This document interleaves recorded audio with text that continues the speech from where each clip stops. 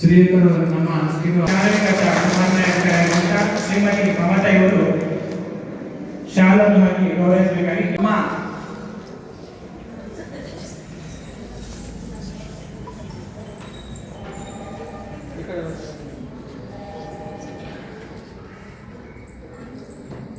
ನಮ್ಮ ಪೊಲೀಸ್ ಇಲಾಖೆಯಿಂದ ಮಹಿಳೆಯರಿಗೆ ಏನಾದರೂ ಒಂದು ನಾವು ಮಾಹಿತಿಯನ್ನು ಕೊಡಲೇಬೇಕು.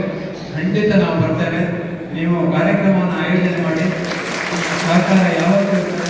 ಹಾಗಾಗಿ ಶ್ರೀಯುತ ಲಕ್ಷ್ಮಣ್ ಸರ್ ಅವರಿಗೆ ನಾನು ಈ ಸಂದರ್ಭದಲ್ಲಿ ಪ್ರೀತಿಪೂರ್ವಕ ಸ್ವಾಗತವನ್ನು ಬಯಸ್ತಾ ಇದ್ದೇನೆ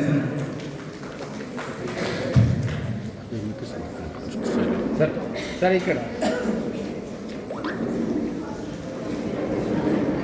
ಎಲ್ಲ ಕಾರ್ಯಕ್ರಮಕ್ಕೆ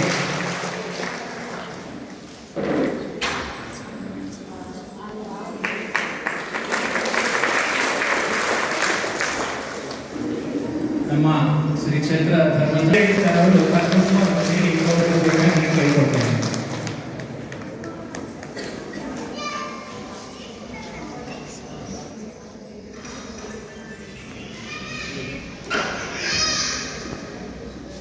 ಇನ್ನೋರ್ವ ಕ್ರೈಮ್ ವಿಭಾಗದ ಸಿಪಿಐ ಸರ್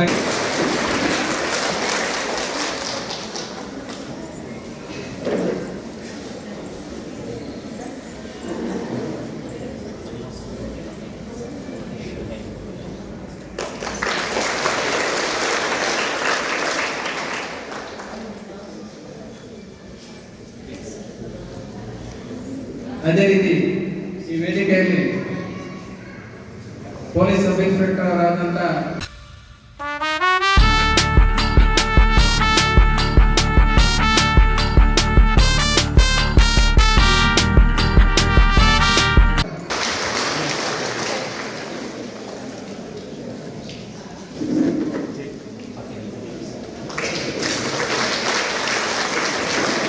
ವೇದಿಕೆಯಲ್ಲಿ ಉಪಸ್ಥಿತರಿರುವಂತಹ ಇನ್ನೋರ್ವ ಸಬ್ ಇನ್ಸ್ಪೆಕ್ಟರ್ ಮೇಡಮ್ ಆದಂತಹ ಪರಿಮಳ ಮೇಡಮ್ ಅವರು ಸಹ ಈ ವೇದಿಕೆಯಲ್ಲಿ ಉಪಸ್ಥಿತರಿದ್ದಾರೆ. ಅವರಿಗೂ ನಾನು ಶಿಕ್ಷಣ ಪುಷ್ಪವನ್ನು ನೀಡಿ ಗೌರವಿಸಬೇಕಾಗಿ ಕೇಳಿಕೊಳ್ತಾ ಇದ್ದೀನಿ.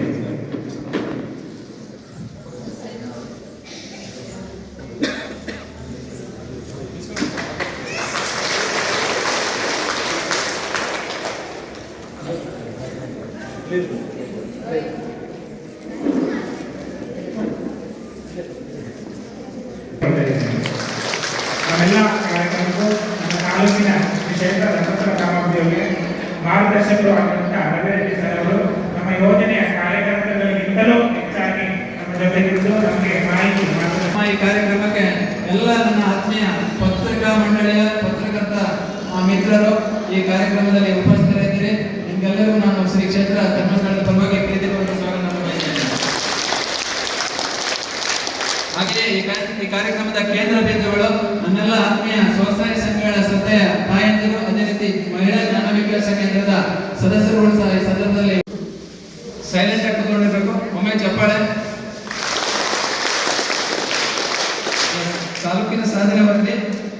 ರಾಷ್ಟ್ರಕ್ಕೆ ತನ್ನೊಡಲ ಚಿನ್ನವನ್ನು ಧಾರೆ ಎರೆದು ದೇಶದ ಬೊಕ್ಕಸವನ್ನು ತುಂಬಿಸುತ್ತಿದ್ದ ಭಾರತಕ್ಕೆ ಖ್ಯಾತಿ ತಂದಿರುವ ಹಾಲನ್ನಾಗಿಸಿ ಪ್ರಸ್ತುತ ಮಹಿಳಾ ಸಂಘಟನೆ ಮೂಲಕ ಅವರಲ್ಲಿ ಆರ್ಥಿಕ ಶಿಸ್ತು ಮತ್ತು ಸ್ವಾವಲಂಬನೆಯ ಮೌನ ಕ್ರಾಂತಿಯೇ ನಡೆದಿದೆ ಎಂದರೆ ತಪ್ಪಾಗಲಾರದು.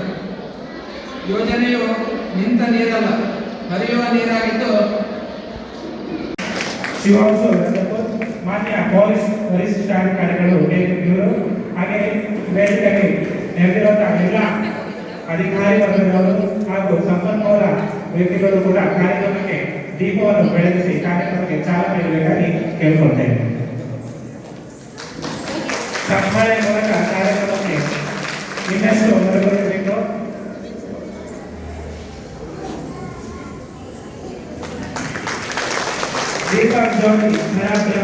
ದೀಪ ಜ್ಯೋತಿ ಜನಾರ್ದನ ದೀಪ ಹಳೆಯೋ ಪಾಪ. ಎಲ್ರಿಗೂ ನನ್ನ ನಮಸ್ಕಾರಗಳು. ಈ ಧರ್ಮಸ್ಥಳ ಕಾರ್ಯಕ್ರಮಕ್ಕೆ ಆಗಮಿಸತಕ್ಕಂತಹ ಮಾನ್ಯ SP ಸಾಹೇಬರು ಮತ್ತು DSP ಸಾಹೇಬರು, ಇನ್ಸ್ಪೆಕ್ಟರ್ ಸಾಹೇಬ್ರೆ, ಈ ಕಾರ್ಯಕ್ರಮದಲ್ಲಿ ಈಗ ಮಾತಾಡ್ತಾ ಇದ್ದೆಲ್ಲ ಕಾನೂನು ಕಟ್ಟಲೆಗಳ ಸಲುವಾಗಿ ಮಾತಾಡ್ತಾ ಇದ್ದು. ಈಗ ನನ್ನ ಅಕ್ಕ ಪಡೆ ಅಂತ ಒಂದು ಪಡೆ ನಮ್ಮಲ್ಲಿ ರಚನೆಯಾಗಿದೆ. ಅದು ಬೀದರಲ್ಲಿ ಫಸ್ಟು ರಚನೆಯಾಗಿದೆ. ಇದು ಮಹಿಳಾ ಮತ್ತು ಮಕ್ಕಳ ಅಭಿವೃದ್ಧಿ ಇಲಾಖೆಯವರು ಇದನ್ನು ಈ ಥರ ಅಕ್ಕಪಡೆಯನ್ನು ರಚನೆ ಮಾಡಿ ಮತ್ತು ಶ್ರೀಮತಿ ಲಕ್ಷ್ಮೀ ಹೆಬ್ಬಾಳ್ಕರ್ ಮೇಡಮ್ ಅವರು ಬೀದರಲ್ಲಿ ಇದನ್ನು ಇದು ಮಾಡಿದ್ದಾರೆ. ಈಗ ಹೊಸದಾಗಿ ಈಗ ನಮ್ಮ KGF ಘಟಕಕ್ಕೆ ಈಗ ನಮಗೆ ನೇಮಕ ಮಾಡಿದ್ದಾರೆ. ಈಗ ಬಂದು 181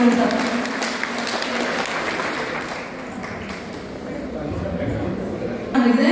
ಸ್ಪೆಷಲ್ ಆಗಿ ಮಹಿಳೆಯರಿಗೆ ಮಾತ್ರ ಇದು ಸ್ಪೆಷಲ್ ಆಗಿ ಮಾಡಿದ್ದಾರೆ. ಅದರಲ್ಲಿ ಪೋಕ್ಸೋ ಕೇಸ್ ಆಗ್ಬೋದು, ಇಲ್ಲ ದೌರ್ಜನ್ಯ ಮತ್ತು ಹಿಂಸೆಗಳು, ಈ ಸಂಬಂಧಪಟ್ಟ ಚೈಲ್ಡ್ ಮ್ಯಾರೇಜ್ ಇರ್ಬೋದು, ಈ ಸಂಬಂಧಪಟ್ಟ ಎಲ್ಲ ಕಾರ್ಯ ಇದಕ್ಕೆ ಈ ಅಕ್ಕಪಡೆಯವರು ಎಲ್ಲ ಕಡೆಯೂ ನಾವು ಈಗ ಒಂದು ಹಸ್ತದಿಂದ ನಿಮಗೆ ಎಲ್ಲ ಇದರಲ್ಲಿ ನಾವು ಹೆಲ್ಪ್ ಮಾಡ್ತೀವಿ. ಈಗ ಮುಖ್ಯವಾಗಿ ಮಹಿಳೆಯರಿಗೆ ಮಾತ್ರ ನಾನು ಹೇಳ್ತಾ ಇದ್ದೀನಿ. ಈಗ ಸೈಬರ್ ಕ್ರೈಮ್ ಇರ್ಬೋದು, ಸೈಬರ್ ಈಗ ಮಾತಾಡಿದ್ರು ಇನ್ಸ್ಪೆಕ್ಟರ್ ಸಾಹೇಬರು, ಆ ಸೈಬರ್ ಕ್ರೈಮಲ್ಲಿ ನಾನು ಒಂದು ಮಾತ್ರ ಹೇಳ್ಕೊಳ್ತಾ ಇದ್ದೀನಿ. ಈಗ ಪ್ರತಿಯೊಂದು ಕಡೆನೂ ನೀವೆಲ್ಲ ಬಂದು ಈಗ ಲೋನ್ ಪಡಿತಾ ಇದ್ದೀರಿ, ಸರಿ ಇದ್ದಾನೆ, ಲೋನ್ ಮಾಡ್ತಾ ಇದ್ದೀರಿ. ಅದರಲ್ಲಿ ಏನಾಗ್ತದೆ ಅಂತಂದರೆ ಈಗ ಆನ್ಲೈನಲ್ಲಿ ನಿಮಗೆ ಒಂದು ಲಿಂಕ್ ಬರ್ತದೆ. ಆ ಲಿಂಕ್ ಮುಖಾಂತರ ನೀವು ಈ ಥರ ಲೋನ್ ಪಡೀರಿ ಅಂತ ಬರ್ತದೆ. ಬಡ್ಡಿ ಲೋನ್ ಇರ್ಬೋದು, ಬೇರೆ ಬೇರೆ ರೀತಿಯೆಲ್ಲ ಲೋನ್ಗಳೆಲ್ಲ ಇರ್ತದೆ. ಅದರಲ್ಲಿ ಜಾಸ್ತಿ ಬಂದು ಮಹಿಳೆಯರೇ ನಂಬ್ಕೊಳ್ಳೋದು. ಅದರಿಂದಲೇ ನಾನು ಇದನ್ನು ಹೇಳ್ತಾ ಇದ್ದೀನಿ. ಈ ಲೋನ್ ಬಂದಾಗ ಏನು ಮಾಡ್ತೀರಾ ನೀವು? ಏನು ವಿಚಾರ ಮಾಡೋದಿಲ್ಲ, ಏನಿಲ್ಲ. ನೀವು ಇದ್ದಕ್ಕಿದ್ದಾಗ ಏನು ಮಾಡ್ತೀರಾ? ಆ ಲಿಂಕ್ ಬಂದಾಗ ಲಿಂಕ್ ಒಳಗಡೆ ಹೋಗ್ತೀರಾ. ಲಿಂಕ್ ಒಳಗಡೆ ಹೋದಾದ್ಮೇಲೆ ಏನು ಮಾಡ್ತಾರೆ, ಮತ್ತೆ ಫಸ್ಟ್ ಬಂದು ವಾಟ್ಸಪ್ಪಲ್ಲಿ ಮೊಬೈಲ್ ನಂಬರ್ ಕಳಿಸ್ತಾರೆ. ಆ ನಂಬರ್ಗೆ ಕೆಲವರು ಮಾತಾಡ್ತೀರಾ. ಇಲ್ಲ ಅಂತಂದರೆ ಫೇಸ್ಬುಕ್ಗೆ ಇಲ್ಲ ಇನ್ಸ್ಟಾಗ್ರಾಮ್ಗೆ ಇದರಲ್ಲಿ ಲಿಂಕ್ ಬರ್ತದೆ. ಆ ಲಿಂಕ್ ಮುಖಾಂತರ ನೀವು ಒಳಗಡೆ ಹೋಗ್ತೀರಾ. ಹೋಗಿದ್ದಾದ್ಮೇಲೆ ಏನಾಗ್ತದೆ, ನಮ್ಮ ಡಾಕ್ಯುಮೆಂಟ್ಸ್ನ ಏನು ಮಾಡ್ತಾರೆ, ಫ್ರಾಡ್ಸ್ ಬಂದು ಹ್ಯಾಕ್ ಮಾಡ್ಕೊಳ್ತಾರೆ. ಕಾರಣ ನಾವು ಗೊತ್ತಿದ್ದಂಗೆ ನಾವು ಯಾವುದೇ ಒಂದು ಲಿಂಕ್ ಆಗಲಿ ಮೊಬೈಲ್ ನಂಬರ್ ಆಗಲಿ ನಾವೇನು ಮಾಡ್ಕೊಂಡು ಒತ್ತಬಾರ್ದು. ಈಗ ಸಪೋಸ್ ಬ್ಯಾಂಕ್ ಅಂತ ಕೊಡ್ತಾರೆ, ಈಗ SBI ಬ್ಯಾಂಕ್ ಅಂತ ನಮಗೆ ಒರಿಜಿನಲ್ ಆಗಿ ಹತ್ರದಲ್ಲಿರತಕ್ಕಂತಹ ಬ್ಯಾಂಕ್ಗಳಲ್ಲಿ ಹೋಗಿ ನಾವು ವಿಚಾರಣೆ ಮಾಡಬೇಕು. ಈ ರೀತಿ ಬಂದು ಈ ಥರ ಬಂದಿದೆ, ತಾವು ಏನಾದರೂ ಮೆಸೇಜ್ ಕಳಿಸಿದ್ದೀರಾ ಅಂತ ಯಾರಾದ್ರೂ ಕೇಳಿದ್ದೀರಾ? ಕೇಳಬೇಕು. ಕೇಳಿದ ಮೇಲೆ ಏನು ಮಾಡ್ತಾರೆ, ಇದು ಬಂದು ಫೇಕ್ ಆದರೆ ಫೇಕ್ ಅಂತ ಹೇಳ್ತಾರೆ, ಇಲ್ಲಾಂತಂದರೆ ನಾವೇ ಕಳಿಸ್ಕೊಟ್ಟಿದ್ವಿ ಅಂತ ಹೇಳ್ತಾರೆ. ಕ್ರೆಡಿಟ್ ಕಾರ್ಡ್ ಇರ್ಬೋದು, ಮತ್ತು OTP ನಂಬರ್ ಬಂದಾಗ ಹೇಳಿ ಅಂತ ಮಾಡ್ತಾರೆ. ಅದನ್ನು ಕೇಳಿದ್ರೆ ನಾವು ಏನು ಮಾಡ್ತೀವಿ, ಎಲ್ಲ ನಾವು ಹೇಳ್ಬಿಡ್ತೀವಿ. ಆ ರೀತಿ ಹೇಳಬಾರದು. ನಾವು ಯಾವುದೋ ಲೋನ್ ಪಡಿಬೇಕಾದ್ರೆ ನಾವು ಬ್ಯಾಂಕ್ಗಳಲ್ಲಿ ವಿಚಾರಣೆ ಮಾಡಿನೇ ತಗೋಬೇಕಾಗತ್ತೆ. ಅದರಿಂದ ಏನಾಗ್ತದೆ, ಅವ್ರು ಕೊಡೋ ಒಂದು 10,000 ಅಂತ ಇರ್ತದೆ. 10,000 ನಮಗೆ ಲೋನ್ ಕೊಡ್ತಾರೆ ಅಂತಂದರೆ ಅದರಲ್ಲಿ ಏನು ಮಾಡ್ತಾರೆ, 3,000 ಕಟಾವು ಮಾಡಿಕೊಂಡು 7,000 ಕೊಡ್ತಾರೆ. ಅದನ್ನು ನಾವೇನೋ ಕಷ್ಟಕ್ಕೋ ಇಲ್ಲ ಏನೋ ಒಂದು ಮದುವೆ ಕಾರ್ಯಕ್ಕೆ ಇಲ್ಲ ಮಕ್ಕಳಿಗೆ ಎಜುಕೇಷನ್ ಪರ್ಪಸ್ ಆಗಿ ನಾವು ಕೊಡಬೇಕಾಗುತ್ತೆ. ಏನೋ ಒಂದು ಸಾಲ ತೀರಿಸಬೇಕಾಗಿತ್ತು, ಹೇಳ್ಕೊಳಕ್ಕಾಗಲ್ಲ. ಆ ಥರ ಎಲ್ಲ ಮಾಡಿ ನಾವೇನು ಮಾಡ್ತೀವಿ, ಲೋನ್ ತಗೊಂಡ್ಬಿಡ್ತೀವಿ. ಇದಕ್ಕೆ ಲೋನ್ ತಗೊಂಡಿದ್ದಕ್ಕೆ ಮಾತ್ರ ಅಲ್ಲ, ಅವ್ರು ಏನು ಮಾಡ್ತಾರೆ, ನಮ್ಮನ್ನ ದಿನನಿತ್ಯ ಲೋನ್ ವಾರಕ್ಕೆ ಕಟ್ಟಿ ಅಂತಾರೆ, ತಿಂಗಳಿಗೆ ಕಟ್ಟಿ ಅಂತಾರೆ. ಅವ್ರು ಏನು ಮಾಡ್ತಾರೆ, ಆ ಲೋನ್ ಕಟ್ಟಕ್ಕಾಗುತ್ತೆ, ಕೆಲವರು ಕಟ್ಟಕ್ಕಾಗೋದಿಲ್ಲ. ಕಟ್ಟಿ ತೀರಿದಾದ್ಮೇಲೆ ಕೊನೆ ಪಕ್ಷ ಏನು ಮಾಡ್ತಾರೆ, ಅವರು ಲೋನ್ ತೀರಿದೆ ಅಂತ ಕಟ್ತಾರೆ. ಆವಾಗ ಫ್ರಾಡ್ ಅವ್ರು ಏನು ಮಾಡ್ತಾರೆ, ಆವಾಗ ಸ್ಟಾರ್ಟ್ ಮಾಡ್ತಾರೆ, ನೀವು ಕಟ್ಟಿದ್ದಲ್ಲೇ ಲೆಕ್ಕದಲ್ಲಿ ಬರಲ್ಲ, ನೆಕ್ಸ್ಟ್ ಫಸ್ಟಿಂದಾನೇ ನೀವು 20,000 ಕಟ್ಟಿ 30,000 ಕಟ್ಟಿ ಅಂತ ನಿಮಗೆ ಮತ್ತೆ ಏನು ಮಾಡ್ತಾರೆ, ಸ್ಟಾರ್ಟಿಂಗ್ ಮಾಡ್ತಾರೆ. ಹಂಗೆ ಮಾಡಿದಾದ್ಮೇಲೆ ಏನು ಮಾಡ್ತಾರೆ, ಆಗಲೇ ನೀವು ಲೋನ್ ಕಟ್ಟಲಿಕ್ಕೆ ತಿರುಗಿ ಮತ್ತೆ ಸಾಲ ಪಡೆದು ಕಟ್ತಾರೆ. ಆಮೇಲೆ ಲಕ್ಷಾಂತರ ರೂಪಾಯಿ ಕಟ್ತಾರೆ. ಆಮೇಲೆ ಏನು ಮಾಡ್ತಾರೆ, ಅದು ಕಟ್ಟಕ್ಕಾಗಲಿಲ್ಲ ಅಂತಂದರೆ ಈಗ ಮತ್ತೆ ಕಾಂಟ್ಯಾಕ್ಟ್ಸ್ ಎಲ್ಲ ಏನು ಮಾಡ್ತಾರೆ, ನೀವು ಸಂಪರ್ಕ ಇಟ್ಕೊಂಡಿದ್ರಲ್ಲ ಕಾಂಟ್ಯಾಕ್ಟ್ಸ್ ಎಲ್ಲ ಏನು ಮಾಡ್ತಾರೆ, ಹ್ಯಾಕ್ ಮಾಡ್ತಾರೆ. ಹ್ಯಾಕ್ ಮಾಡಿಕೊಂಡು ಮತ್ತೆ ನಿಮಗೆ ಮತ್ತೆ ಈ ಥರ ಫೋಟೋಸ್ ಎಲ್ಲ ಕಳಿಸ್ಲಿಕ್ಕೆ ವ್ಯವಸ್ಥೆ ಮಾಡ್ತಾರೆ. ಅದರಲ್ಲಿ ನೀವು ಮತ್ತೆ ಸಿಕ್ಕಾಕೊಳ್ತೀರಾ. ಅದು ಒಂದು ಕಡೆಯಲ್ಲಿ ಮತ್ತೆ ನಾವು ಇನ್ನೊಂದು ಹೇಳ್ಬೇಕಾದ್ರೆ, ನಾವು ಮಕ್ಕಳೆಲ್ಲ ನಾವು ಎಲ್ಲ ತಂದೆ ತಾಯಿ ಪೋಷಕರಿರ್ತೀರಾ, ಮಕ್ಕಳನ್ನ ಯಾವ ತರಹ ನಾವು ಬೆಳೆಸ್ಬೇಕಂತ ಒಂದು ಮಾಹಿತಿ ಇರಬೇಕಾಗುತ್ತೆ. ಅದನ್ನು ನಾವು ನಿಮಗೆ ಹೇಳ್ತಾ ಇರ್ತೀವಿ. ಅವ್ರನ್ನ ಮಕ್ಕಳು ಈಗ ಕಾಲೇಜ್ ಕಳಿಸ್ಕೊಡ್ತೀರಾ, ಮತ್ತು ಸ್ಕೂಲ್ಸ್ಗೆ ಕಳಿಸ್ಕೊಡ್ತೀರಾ. ಮಕ್ಕಳು ಕಾಲೇಜ್ ಹೋಗ್ತಾರೆ, ಸ್ಕೂಲ್ಗೆ ಹೋಗ್ತಾರೆ, ಮತ್ತು ಮನೆಗೆ ಬಂದಾದ್ಮೇಲೆ ಅವ್ರು ಯಾವ ರೀತಿ ಇರ್ತಾರೆ, ಅವರ ಭಾವನೆಗಳನ್ನ ನಾವು ತಿಳ್ಕೊಬೇಕಾಗುತ್ತೆ. ತಂದೆ ತಾಯಿ ಮಕ್ಕಳ ಹತ್ರ ಏನು ಫ್ರೆಂಡ್ಶಿಪ್ ಥರ ನಾವು ನಡ್ಕೋಬೇಕು, ಸ್ನೇಹಿತರ ಥರನೇ. ಅವ್ರು ಏನು ಮಾಡ್ತಾರೆ, ಈಗ ಏನಾದರೂ ಒಂದು ಕಷ್ಟ ಇದ್ದರೆ ಫ್ರೆಂಡ್ಶಿಪ್ ಹತ್ರ ಹೇಳ್ಕೊಳ್ತಾರೆ ಹೊರತು ತನ್ನ ಮನೆಯಲ್ಲಿ ಅಕ್ಕ ಆಗಲಿ ಅಣ್ಣ ಆಗಲಿ ಹೇಳ್ಕೊಳ್ಳೋದಿಲ್ಲ. ಅದಕ್ಕಾಗಿ ತಂದೆ ತಾಯಿಗಳು ಪೋಷಕರು ನಾವು ಫ್ರೆಂಡ್ಶಿಪ್ ಥರ ನಾವು ನಡ್ಕೊಂಡ್ಬಿಟ್ರೆ ಅವ್ರಿಗೆ ಪ್ರತಿಯೊಂದು ಮಾಹಿತಿ. ಎಲ್ಲರಿಗೂ ನಮಸ್ಕಾರ. ಈ ಮಹತ್ವದ ಕಾರ್ಯಕ್ರಮದ ಉದ್ಘಾಟಕರಾಗಿ ಆಗಮಿಸಿ ಕಾರ್ಯಕ್ರಮವನ್ನು ಉದ್ಘಾಟನೆ ಮಾಡಿದಂತಹ ನಿಮ್ಮೆಲ್ಲರ ನೆಚ್ಚಿನ SP ಸಾಹೇಬರಾದ ಶಿವಾಂಶು ರಜಪೂತ್ ಸರ್ ಅವರು, ಈ ಕಾರ್ಯಕ್ರಮದಲ್ಲಿ ಉಪಸ್ಥಿತರಿದ್ದಾರೆ. ಅವರ ಒಂದು ಅನುಮತಿ ಮೇರೆಗೆ ಈ ಕಾರ್ಯಕ್ರಮದಲ್ಲಿ ಉಪಸ್ಥಿತರಿರ್ತಕ್ಕಂಥ ಸೆಲ್ವಿ ಮೇಡಮ್ ಅವರೇ, ಗೋವಿಂದರಾಜ್ ಸರ್ ಅವರೇ, ರವಿ, ಈ ಕಾರ್ಯಕ್ರಮದ ಮುಖ್ಯ ರೂವಾರಿಗಳು ರವಿರವರೇ, ಲಕ್ಷ್ಮಣರವರೇ, ನವೀನ್ ಅವರೇ, ಹಾಗೂ ಎಲ್ಲ ನಮ್ಮ ಮಹೇಶ್ ಮಾಳಿ ಅವರೇ, ಮತ್ತು ನಮ್ಮ PSC ವುಮೆನ್ PSC ಅವರೇ, ಇಲ್ಲಿ ನಡೆದಿರ್ತಕ್ಕಂತಹ ಎಲ್ಲ ನನ್ನ ಅಕ್ಕ ತಂಗಿಯರೇ, ತಾಯಂದಿರೇ, ಹಾಗೂ ನನ್ನ ಪತ್ರಿಕಾ ಮಾಧ್ಯಮ ಮಿತ್ರರೇ, ಇವತ್ತು ಇಡೀ ನಮ್ಮ KGF ತಾಲೂಕಿನ ಎಲ್ಲ ಹೆಣ್ಣುಮಕ್ಕಳು ಇಲ್ಲಿ ಒಟ್ಟಾಗಿ ಸೇರಿ ಈ ಒಂದು ಕಾರ್ಯಕ್ರಮದಲ್ಲಿ ಭಾಗಿಯಾಗಿರುವುದು ಬಹಳ ಸಂತೋಷ ವಿಷಯ. ಪ್ರಮುಖವಾಗಿ ನಮ್ಮ ಧರ್ಮಸ್ಥಳ ಗ್ರಾಮೀಣಾಭಿವೃದ್ಧಿ ಸಂಘದಿಂದ ನಾವೆಲ್ಲರೂ ಈ ಒಂದು ಕಾರ್ಯಕ್ರಮ ಭಾಗವಹಿಸಿದಿರಿ. ಈ ಕಾರ್ಯಕ್ರಮದ ಮುಖ್ಯ ಉದ್ದೇಶ ನಿಮ್ಮೆಲ್ಲರಿಗೂ ಮೋಟಿವೇಶನ್ ಮಾಡುವುದು, ನಮ್ಮ ಬದುಕಲ್ಲಿ ಯಾವ ರೀತಿ ನಾವು ಬದುಕಬೇಕು, ಸಮಾಜಕ್ಕೆ ನಮ್ಮ ಕೊಡುಗೆ ಏನು ಕೊಡಬೇಕು, ಆ ನಿಟ್ಟಿನಲ್ಲಿ ಮತ್ತೆ ನಮ್ಮ ಕುಟುಂಬದ ಬೆಳವಣಿಗೆಯಲ್ಲಿ ನಿಮ್ಮೆಲ್ಲರ ಪಾತ್ರ ಯಾವ ರೀತಿ ಇರಬೇಕು ಅನ್ನೋದ್ರ ಬಗ್ಗೆ ಸವಿಸ್ತಾರವಾಗಿ ಚರ್ಚೆ ಮಾಡೋಕ್ಕೆ ನಿಮ್ಮೊಂದಿಗೆ ಚರ್ಚೆ ಮಾಡಿ ನಿಮಗೆ ಮಾಹಿತಿ ಮುಖ್ಯವಾಗಿದೆ. ಹಾಗಾಗಿ ನಾವೆಲ್ಲರೂ ಇವತ್ತು ಈ ಒಂದು ಸಭೆಯಲ್ಲಿ ನಾವೆಲ್ಲ ಭಾಗವಹಿಸಿ ಇಲ್ಲಿ ಏನು ಹೇಳ್ತೀವಿ ಅದನ್ನು ನೀವು ಕೇಳಿಕೊಂಡು ಅದನ್ನು ಮತ್ತೆ ಹೋಗಿ ಮನೆಯಲ್ಲಿ ಎಲ್ಲ ಇಂಪ್ಲಿಮೆಂಟ್ ಮಾಡಬೇಕು. ಇಲ್ಲಿ ಕೇಳ್ಬಿಟ್ಟು ಇಲ್ಲೇ ಮನೋಬಿಟ್ರೆ ಅದಕ್ಕೆ ಪ್ರಯೋಜನ ಇಲ್ಲ. ಈ ಒಂದು ಕಾರ್ಯಕ್ರಮ ಮಾಡಿದ್ದಕ್ಕೂ ಪ್ರಯೋಜನ ಇಲ್ಲ. ಇಷ್ಟೆಲ್ಲ ಒಳ್ಳೆಯ ದೊಡ್ಡ ಸಂಪನ್ಮೂಲ ವ್ಯಕ್ತಿಗಳು ಬಂದು ನಿಮಗೆ ತಿಳುವಳಿಕೆ ಕೊಟ್ಟಿದ್ದಕ್ಕೂ ಪ್ರಯೋಜನ ಆಗಲಿಲ್ಲ. ನಾವು ಕೇಳಿದ್ದನ್ನ ವೇದಿಕೆ ಮೇಲೆ ಆಸೀನರಿರುವ ಮಾನ್ಯ ಪೊಲೀಸ್ ಅಧೀಕ್ಷಕರು ಹಾಗೂ ವೇದಿಕೆ ಮೇಲೆ ಆಸೀನರಿರುವ ಎಲ್ಲ ಅತಿಥಿ ಗಣ್ಯರೇ, ನನ್ನ ಹೆಸರು ಪೊಲೀಸ್ ಲಕ್ಷ್ಮೀನಾರಾಯಣ ಅಂತೇಳಿ, ಪೊಲೀಸ್ ಇನ್ಸ್ಪೆಕ್ಟರ್ ಸೈಬರ್ ಕ್ರೈಮ್. ನಾನು ಹೆಂಗೆ ದೌರ್ಜನ್ಯಕ್ಕೆ ಒಳಗಾಗ್ತೀರಿ ಅನ್ನೋದ್ರ ಬಗ್ಗೆ ನಾನು ನಿಮಗೆ ಹೇಳ್ತೀನಿ. ಓಂ ಶ್ರೀ ಮಂಜುನಾಥಾಯ ನಮಃ. ಯಂತ್ರ ದಾರಿಯಂತೆ ಪೂಜ್ಯಂತೆ ರಮಂತೆ ತಂತ್ರ ದೇವೋಭವ ಅಂತಾರೆ. ಹಾಗೆ ನಿಮ್ಮನ್ನು ನೋಡ್ತಾ ಇದ್ರೆ ನಮಗೂ ತಾಯಿ ನಾವು ಅವೇರ್ನೆಸ್ ಪ್ರೋಗ್ರಾಮು ನಿಮ್ಮ ಸೇಫ್ಟಿಗೋಸ್ಕರ ಮಾಡ್ತಾ ಇದ್ದೀವಿ. ಇತ್ತೀಚಿನ ದಿನಗಳಲ್ಲಿ ಆನ್ಲೈನ್ ಕ್ರೈಮ್ಸ್ ಜಾಸ್ತಿ ಆಗ್ತದೆ. ಬಟ್ ನಿಮಗೆ ಗೊತ್ತಾಗಲ್ಲ, ಅಲ್ಲಿಗೆ ಬಂದಾಗ ಗೊತ್ತಾಗ್ತದೆ ಹೇಗೆ ಅಫೆನ್ಸ್ ಮಾಡ್ತಾರೆ ಅಂತಂದ್ರೆ, ನಿಮಗೆ ಯಾರೋ ಒಬ್ರು ಕಾಲ್ ಮಾಡ್ತಾರೆ. ಈಗ ಇತ್ತೀಚೆಗೆ ನಾನು ಒಂದು 5 ನಿಮಿಷದಲ್ಲಿ ಮಾತಾಡ್ತೀನಿ. ಈಗ ಸ್ವಸಹಾಯ ಸಂಘಗಳು ಸಾಕಷ್ಟು ನಿಮಗೆ ಹಣ ಕೊಡ್ತಾರೆ, ಅವ್ರೇನು ಫೇಕ್ ಇಲ್ಲ. ನೀವು ಆನ್ಲೈನಲ್ಲಿ ಲೋನ್ ತೊಗೊತೀರಿ, ಎಲ್ಲ ಫೇಕ್, ಎಲ್ಲ ಡೂಪ್ಲಿಕೇಟ್. ನೀವು ಆನ್ಲೈನಲ್ಲಿ 5,000 10,000 ದುಡ್ಡು ತಗೋಬೇಕಾದ್ರೆ ನಿಮ್ಗೆ ಎಲ್ಲ ಡಾಕ್ಯುಮೆಂಟ್ ಅನ್ನು ಅವ್ರಿಗೆ ಕೊಡ್ತೀರಿ. ನಿಮ್ಮ ಫೋಟೋ ಸಮೇತ ಕೊಡ್ತೀರಿ, ನಿಮ್ಮ ಆಧಾರ್ ನಂಬರ್ ಕೊಡ್ತೀರಿ, ನಿಮ್ಮ ಪಾನ್ ಕಾರ್ಡ್ ಕೊಡ್ತೀರಿ, ಎಲ್ಲರೂ ಕೊಡ್ತೀರಿ, ಎಲ್ಲವನ್ನೂ ಕೊಡ್ತೀರಿ. ಇವೆಲ್ಲ ಡಾಕ್ಯುಮೆಂಟ್ಸ್ ಅವ್ರಿಗೆ ಕೊಡ್ತೀರಿ, ನಿಮ್ಮ ಫೋಟೋ ಸಮೇತ ಕೊಡ್ತೀರಿ. ನೀವು 10,000 ರೂಪಾಯಿ ತಗೋತೀರಿ, ಸ್ಮಾಲ್ ಅಮೌಂಟ್. ಅದಕ್ಕಿಂತ ಜಾಸ್ತಿ ಕೊಡ್ತಾರೆ, ಅದಕ್ಕಿಂತ ಕಡಿಮೆ ಬಡ್ಡಿ ದರದಲ್ಲಿ ನಿಮಗೆ ಸಹಾಯ ಸಂಘ ಕೊಡ್ತಾರೆ. ಈಗ ಬ್ಯಾಂಕ್ ಅವರು ಕೂಡ ನಿಮಗೆ ಕಡಿಮೆ ಬಡ್ಡಿ ದರದಲ್ಲಿ ಕೂಡ ಹಣ ಕೊಡ್ತಾರೆ. ಯಾರು ಕೂಡ ಆನ್ಲೈನಲ್ಲಿ ಲೋನ್ ಅನ್ನು ಯಾರು ತಗೋಬೇಡಿ. ಫಸ್ಟ್ ನಿಮಗೆ ಲೋನ್ ಕೊಡ್ತಾರೆ ಕಡಿಮೆ ಬಡ್ಡಿ ಅಂತೇಳಿ, ಆಮೇಲೆ ನೀವು ಅಸಲನ್ನು ತೀರಿಸ್ತೀರಿ. ಅಸಲನ್ನ ತೀರಿಸಿದ ಆದ್ಮೇಲೆ ನಿಮಗೆ ಇಲ್ಲ ದುಡ್ಡು ಕಟ್ಟಿಲ್ಲ, ಇನ್ನಷ್ಟು ಕಟ್ಟಬೇಕು ಅಂತೇಳಿ ನಿಮ್ಮ ಫೋಟೋನ ಮಾಪಿಂಗ್ ಮಾಡ್ತಾರೆ. ಮಾಪಿಂಗ್ ಮಾಡಿ ನಿಮ್ಮ ಫಾಲೋಯರ್ಸ್ ಡೀಟೇಲ್ಸ್ ಅವ್ರು ತಗೊಳ್ತಾರೆ. ನೋಡಿ, ನಿಮ್ಮ ಫಾಲೋಯರ್ಸ್ ಇಷ್ಟು ಜನ ಇದ್ದಾರೆ, ಇಷ್ಟು ಜನಗಳು ಫೋಟೋಸ್ ಕಳಿಸ್ತೀವಿ ಅಂತೇಳಿ ನಿಮ್ಮ ಮಾಪಿಂಗ್ ಮಾಡಿ ಎಡಿಟ್ ಮಾಡಿ ನಿಮ್ಮ ಫೋಟೋವನ್ನು ನಿಮಗೆ ಕಳಿಸ್ತಾರೆ, ನಿಮ್ಮ ಫ್ರೆಂಡ್ಸಿಗೆ ಕಳಿಸ್ತಾರೆ, ನಿಮ್ಮ ಘನತೆ ಗೌರವವನ್ನು ಹಾಳು ಮಾಡ್ತಾರೆ ಅಂತಾರೆ. ಇದರಿಂದ ಎದುರಿ ಸಾಕಷ್ಟು ಜನ ಹಣವನ್ನ ಕಳ್ಕೊಂಡಿರೋ ಉದಾಹರಣೆಗಳು ಬೇಕಾದಷ್ಟಿದೆ. ನಾನು ಅವ್ರ ಮೇಲೆ ಕೇಸು ಕೂಡ ಸಾಕಷ್ಟು ಕೇಸ್ ರಿಜಿಸ್ಟರ್ ಮಾಡ್ತೀನಿ. ಈಗ ಮೊನ್ನೆ ಮುಂದೆ ಕೂಡ ಒಬ್ಬ ಲೇಡಿ 51 ಅವರು 1 ಲಕ್ಷ ರೂಪಾಯಿ ದುಡ್ಡು ತಗೋತಾರೆ ಜುಲೈಯಿಂದ. ಅವರು ಈ ದಿನದವರೆಗೂ 51 ಲಕ್ಷ ದುಡ್ಡು ಕಟ್ಟಿದ್ದಾರೆ. 51 ಲ್ಯಾಕ್ಸ್ ಅವ್ರು ತಗೊಂಡಿದ್ದು ಲೋನು 1 ಲಕ್ಷ. ಹಾಗೆ ಕೂಡ ಚಾಟಿಂಗ್ ಎಲ್ಲ ತಗೊಂಡಿದ್ದೇನೆ, ಒಂದು 25-30 ಪೇಜ್ ಚಾಟಿಂಗ್ ಕೊಟ್ಟಿದ್ದಾರೆ. ನೋಡಿ, ನಿಮಗೆ ಈ ಫೋಟೋನ ನಿಮ್ಗೆ ಎಲ್ಲರಿಗೂ ಕಳಿಸ್ತೀವಿ, ಸಮಾಜದಲ್ಲಿ ಘನತೆ ಗೌರವವನ್ನು ಹಾಳು ಮಾಡ್ತೀವಿ ಅಂತೇಳಿ ನಿಮ್ಮನ್ನ ಎದುರಿಸ್ತಾರೆ. ಈ ತರ ಯಾವುದೇ ಫೇಕ್ ಲೋನ್ ಆಪ್ಗಳಲ್ಲಿ ದುಡ್ಡನ್ನ ಯಾವುದೇ ಕಾರಣಕ್ಕೂ ಕೊಡಬೇಡಿ. ಹಾಗೆ ನಿಮಗೆ KYC ಮತ್ತೆ ಬ್ಯಾಂಕ್ ಮ್ಯಾನೇಜರ್ ಅಂತೇಳಿ ನಿಮಗೆ ಕಾಲ್ ಮಾಡ್ತಾರೆ. ಯಾವುದೇ ಬ್ಯಾಂಕ್ ಮ್ಯಾನೇಜರು ಕ್ಲರ್ಕ್ಗಳು ಬ್ಯಾಂಕಿಂದ ನಿಮಗೆ ಕಾಲ್ ಬರಲ್ಲ. ಏನಿದ್ರು ನಿಮ್ಮ ಮೊಬೈಲ್ಗೆ ಮೆಸೇಜಸ್ ಬರ್ತವೆ, ಕಾಂಟ್ಯಾಕ್ಟ್ ಮಾಡಿ ಬ್ಯಾಂಕಿಗೆ ಅಂತೀವಿ.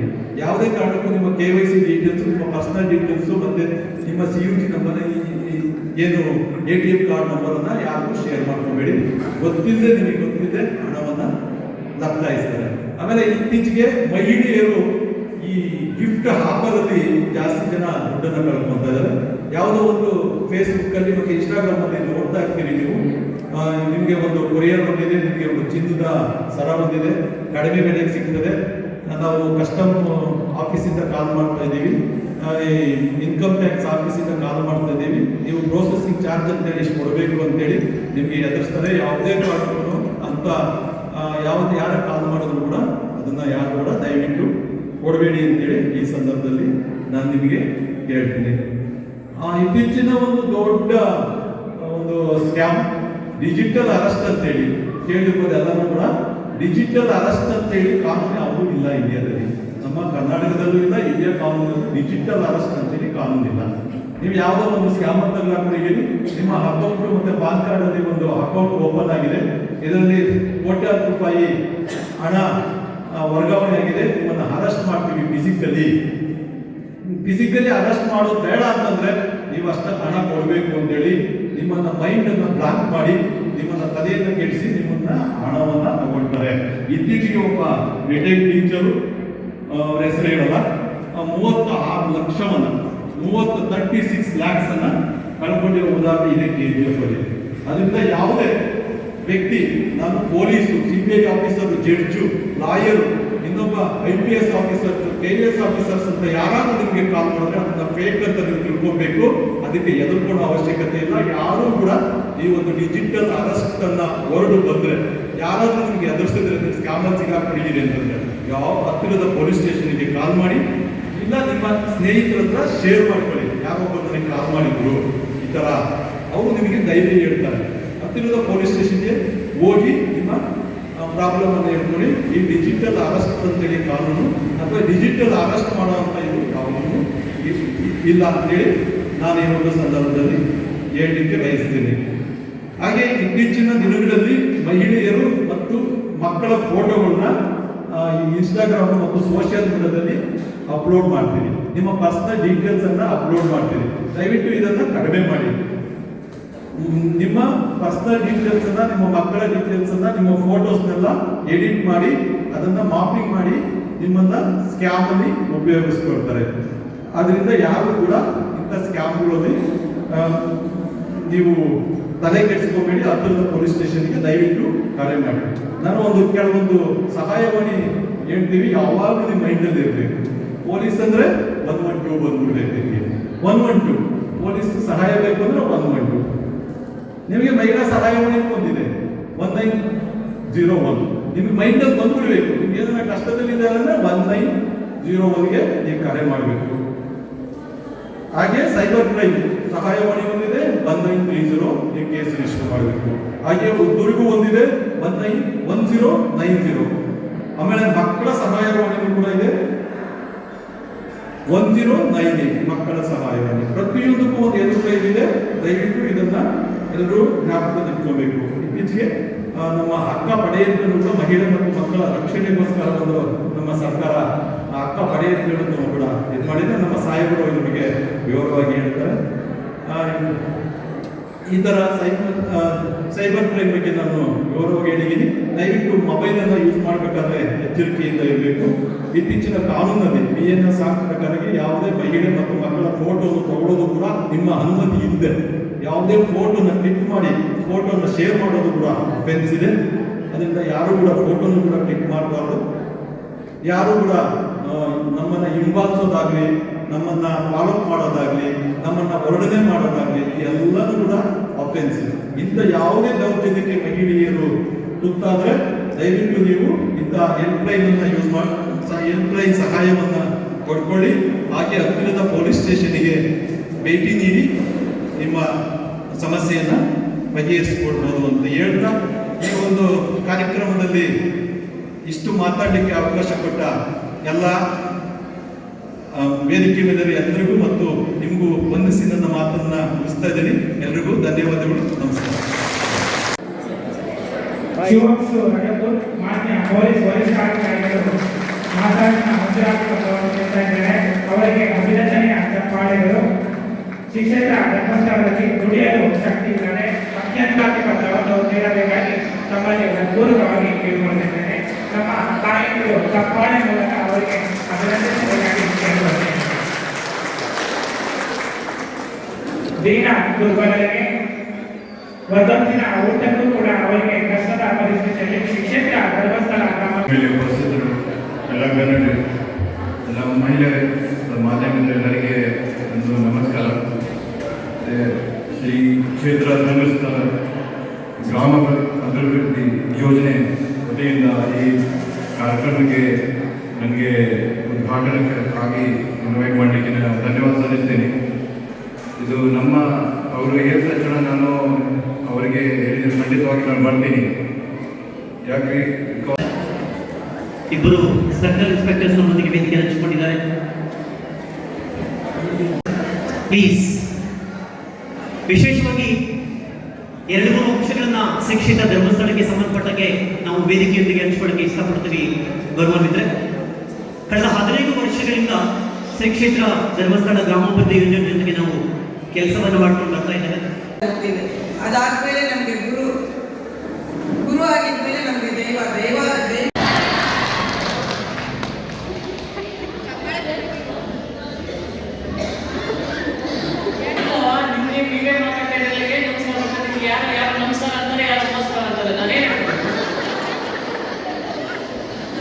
ಅಲ್ಲ, ಬೆಳಗ್ಗೆ ಅಷ್ಟೆಲ್ಲ ಕಾರ್ಯಕ್ರಮ ನಡೀತಾ ಇದೆ. ನಮ್ಮನ್ನ ಮಾತಾಡಕ್ಕೆ ಅಲ್ಲಿಂದ 10 ಕಿಲೋಮೀಟರ್, 15 ಕಿಲೋಮೀಟರ್, 20 ಕಿಲೋಮೀಟರ್ ಹಿಂದಿನ ಬಂದಿದೆ. ಮತ್ತೆ ಸಣ್ಣ ಶಬ್ದ ಕೇಳಿಸ್ತಾ ಇದೆ. ದಯವಿಟ್ಟು ಓಂ ಶ್ರೀ ಮಂಜುನಾಥಾಯ ನಮಃ. ಕರ್ನಾಟಕದ ಕೈಲಾಸ ಕ್ಷೇತ್ರದ ಧರ್ಮಸ್ಥಳದಲ್ಲಿರ್ತಕ್ಕಂಥ ಮಂಜುನಾಥ ಸ್ವಾಮೀಶ್ವರ ಸ್ವರೂಪ ಅವರ ಸೇವೆಯನ್ನು ತಲೆಗಳನ್ನು ನಡೆಸ್ಕೊಂಡು ಬಂದಂತ ಶ್ರೀತ ಪೂಜೆಯ ಆಶೀರ್ವಾದವನ್ನು ಬಂತ ಇವತ್ತು ನಿಮ್ಮೆಲ್ಲರನ್ನು ನೋಡ್ಲಿಕ್ಕೆ, ನಿಮ್ಮೆಲ್ಲರ ಜೊತೆ ಮಾತಾಡಲಿಕ್ಕೆ ನನ್ನ ಅವಕಾಶ ಮಾಡ್ಕೊಂಡಂತ ಶ್ರೀಕೇಂದ್ರ ಧರ್ಮಸ್ಥಳದ ಆವರಣದ ಎಲ್ಲ ಸಿಬ್ಬಂದಿ ಅನ್ನೋದಾಗೆ ನನ್ನ ಹೃದಯದಿಂದ ನಿಮ್ಮ ಕೈಯಿಂದ ಒಂದು ಜೋರಾದ ಧನ್ಯವಾದ ಚಪ್ಪಾಳೆ. ಇದು ಬೇಸರದ ಚಪ್ಪಾಳೆನೋ ಸಂತೋಷದ ಚಪ್ಪಾಳೆ? ಸಂತೋಷದ. ಹಿಂಗೆ 15 ವರ್ಷಗಳ ಕಾಲ ಸಂಸ್ಥೆಯ ಒಡನಾಟ, ಸಂಸ್ಥೆಯ ಕಾರ್ಯಕ್ರಮ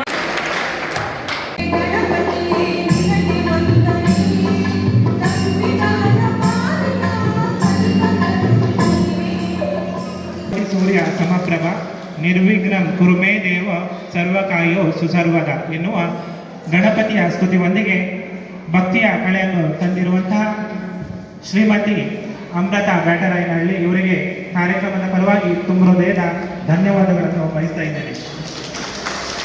ನಮ್ಮ ಸುಂದರವಾದ ವೇದಿಕೆಯಲ್ಲಿ ಕಾರ್ಯಕ್ರಮಕ್ಕೆ ಆಗಮಿಸಿರುವಂತಹ ವೇದಿಕೆಯಲ್ಲಿರುವ ಎಲ್ಲ ಗಣ್ಯ ಅತಿಥಿಗಳೆಲ್ಲರೂ ಸ್ವಾಗತಿಸಲಿದ್ದಾರೆ.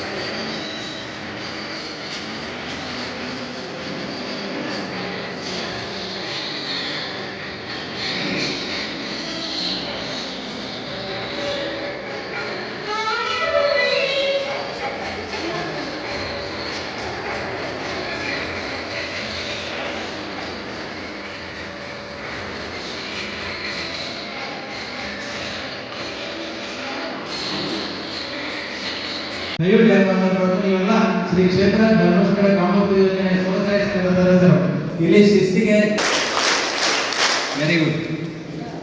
ಓಂ ಶ್ರೀ ಮಂಜುನಾಥಾಯ ನಮಃ. ಪ್ರಥಮದಲ್ಲಿ ಶ್ರೀ ಕ್ಷೇತ್ರದ ಆರಾಧ್ಯ ಮೂರ್ತಿ ಭಗವಾನ್ ಶ್ರೀ ಮಂಜುನಾಥ ಸ್ವಾಮಿಯ ಪಾದಾರವಿಂದ ಚರಣ ಕಮಲಗಳಿಗೆ ಶಿರಬಾಗಿ ನಮಿಸುತ್ತಾ ಈ ಸ್ಥಳದ ಈ ಗ್ರಾಮದ ಎಲ್ಲ ದೈವಾನು ದೇವತೆಗಳಿಗೆ ತಲೆಬಾಗುತ್ತಾ ಧರ್ಮಸ್ಥಳದ ಕ್ಷೇತ್ರದ ಧರ್ಮಸ್ಥಳದ ಮೂಲಕ ಹಮ್ಮಿಕೊಂಡಿರುವಂತಹ ಪರಮ ಪೂಜ್ಯ ಡಾಕ್ಟರ್ ಡಿ ವೀರೇಂದ್ರ ಹೆಗ್ಡೆ ಅವರ ಪ್ರಭಾಷಣಗಳನ್ನು ಬೇಡಿಕೊಳ್ಳುತ್ತಾ ನೆರೆದಿರುವಂತಹ ಎಲ್ಲ ನನ್ನ ಆತ್ಮೀಯ ತಾಯಂದಿರ ಅನುಮತಿಯನ್ನು ಬೇಡಿಕೊಳ್ಳುತ್ತಾ ಇವತ್ತು ಒಂದು ವಿಶೇಷ ಕಾರ್ಯಕ್ರಮ ಕೆಜಿಎಫ್ನಲ್ಲಿ ಹಮ್ಮಿಕೊಂಡಿದ್ದೇವೆ. ಶ್ರೀ ಕ್ಷೇತ್ರ ಧರ್ಮಸ್ಥಳ ತಾಯಂದಿರ ಪಾತ್ರ ಮಕ್ಕಳನ್ನ ಭವಿಷ್ಯದ ಸಭ್ಯ ನಾಗರಿಕರನ್ನಾಗಿ ರೂಪಿಸುವಲ್ಲಿ ತಾಯಂದಿರ ಪಾತ್ರದ ಬಗ್ಗೆ ಇವತ್ತಿನ ವಿಚಾರಗೋಷ್ಠಿ ನಡೆಯಲಿಕ್ಕಿದೆ. ಅದರೊಟ್ಟಿಗೆ ನಮ್ಮ